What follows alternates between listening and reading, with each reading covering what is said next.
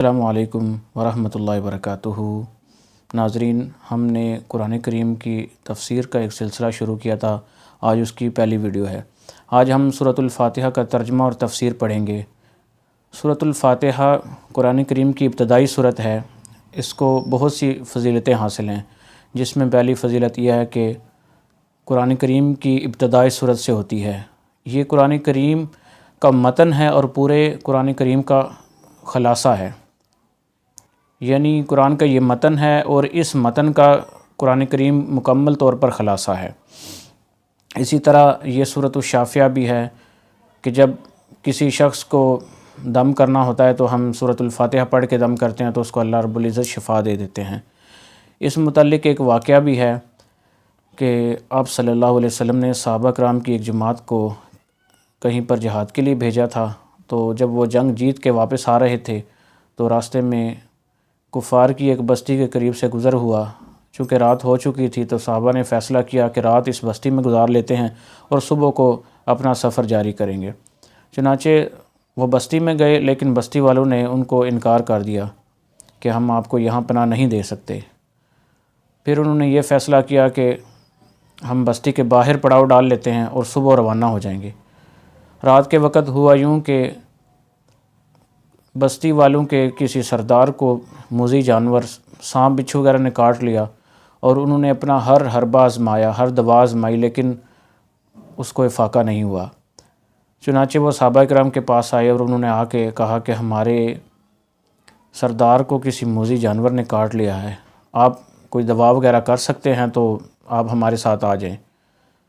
صحابہ نے فرمایا کہ ضرور ہم دوا کر سکتے ہیں، لیکن اس کا معاوضہ ایک ریوڑ جو کہ 30 بکریوں پر مشتمل ہوگا وہ ہم لیں گے۔ چنانچہ انہوں نے اس شرط پر رضامندی ظاہر کی اور وہ صحابہ کو ساتھ لے گئے۔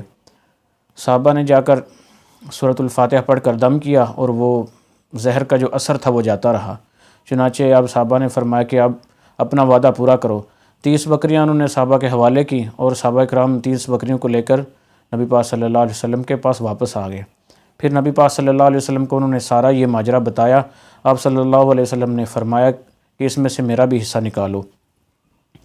تو اس سے ایک بات یہ بھی معلوم ہوتی ہے کہ جو علماء کرام جھاڑ پھونک وغیرہ کرتے ہیں، دم کرتے ہیں، تعویذ وغیرہ دیتے ہیں، تو اس کا مناسب معاوضہ لینا جائز ہے۔ تو ہم شروع کریں گے، سورۃ الفاتحہ کی ابتدا کریں گے۔ ہم سورۃ الفاتحہ کو شروع کرتے ہیں۔ الحمدللہ رب العالمین، تمام تعریفیں اللہ تعالیٰ کے لیے ہیں جو تمام جہانوں کا پالنے والا ہے۔ حمد کہتے ہیں تعریف بیان کرنے کو۔ رب العالمین، تمام جہانوں کا، ایک جہان یہ ہے اور ایک جہان آخرت کا ہے۔ اللہ پاک تمام جہانوں کا پالنے والا ہے۔ ناظرین، جب ہم کسی سے کچھ لینا چاہتے ہیں تو سب سے پہلے اس کی تعریف کی جاتی ہے۔ اس کی تعریف کرنے کے بعد پھر اپنا اس سے تعلق بتایا جاتا ہے، اپنی عاجزی کا اظہار کیا جاتا ہے، اس کے بعد اس سے سوال کیا جاتا ہے۔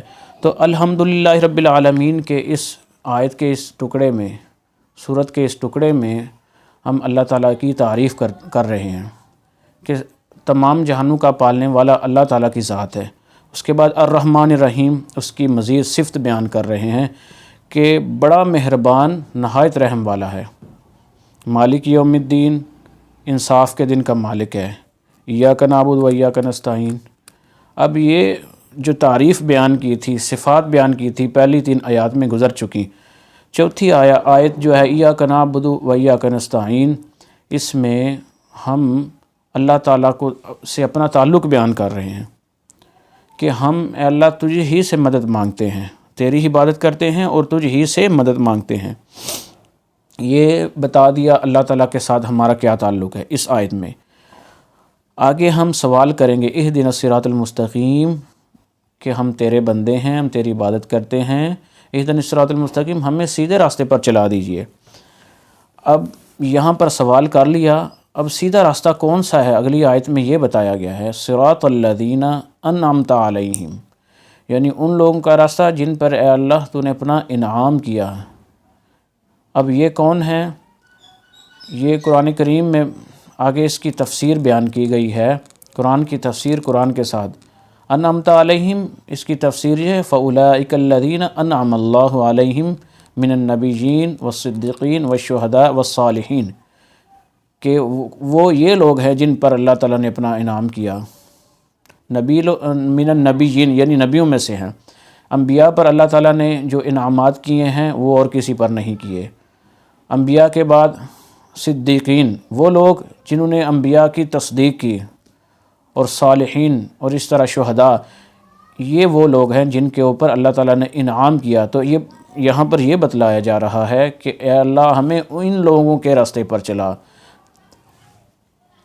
غیر المغضوب علیہم، نہ کہ ان لوگوں کے جن پر تو نے اپنا غصہ ظاہر کیا، مغضوب علیہم غضب کیا، ولا الضالین، اور نا گمراہوں کا۔ فقہ کرام لکھتے ہیں، مفسرین کرام لکھتے ہیں کہ مغضوب یہود کو کہا گیا ہے یہاں پر، اور ضالین نصارہ کو کہا گیا کہ وہ گمراہ ہو گئے تھے، انہوں نے عقیدہ تثلیث کا اختیار کر لیا تھا، اس لیے وہ گمراہ ہو گئے تھے۔ وآخر دعوانا ان الحمد للہ رب العالمین۔